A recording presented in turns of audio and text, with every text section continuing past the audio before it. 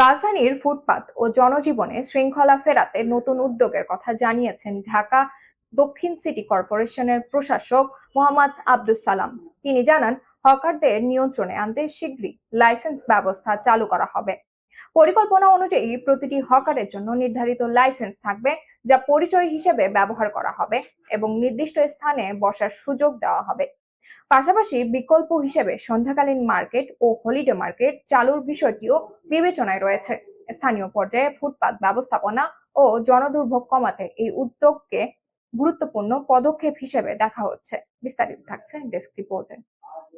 ঢাকা দক্ষিণ city corporation ডিএসসিসির প্রশাসক মোহাম্মদ আব্দুস সালাম বলেছেন, হকারদের শৃঙ্খলার মধ্যে আনতে লাইসেন্স ব্যবস্থা চালু করা হবে।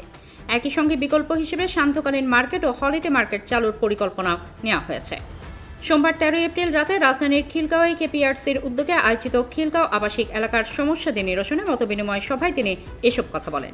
তিনি বলেন, লাইসেন্সের মাধ্যমে হকারদের নিয়ন্ত্রণে আনা হবে। প্রতিটি হকারের জন্য লাইসেন্স থাকবে, যা গলায় ঝুলানো বা পকেটে রাখা থাকবে।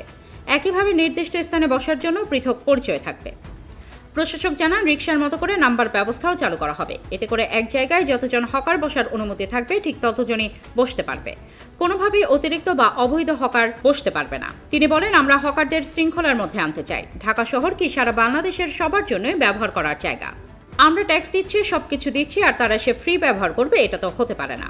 অন্যদিকে পল্লিমা সংসদ ও খিলগাঁও আবাসিক এলাকার পরিবেশ রক্ষা কমিটির প্রসঙ্গ তুলে তিনি বলেন, এমন সংগঠন থাকলেও এলাকায় যেসব সমস্যা রয়েছে তা অবিশ্বাস্য মনে হয়। তবে সিটি কর্পোরেশন ও স্থানীয় প্রশাসনের সমন্বয়ে এসব সমস্যার সমাধান সম্ভব। তিনি জানান, শিগগিরই পুলিশ, সিটি কর্পোরেশন, রাজুক সহ বিভিন্ন সংস্থাকে নিয়ে সমন্বয় সভা করা হবে। এতে এলাকার সমস্যাগুলো দ্রুত সমাধানের উদ্যোগ নেওয়া হবে।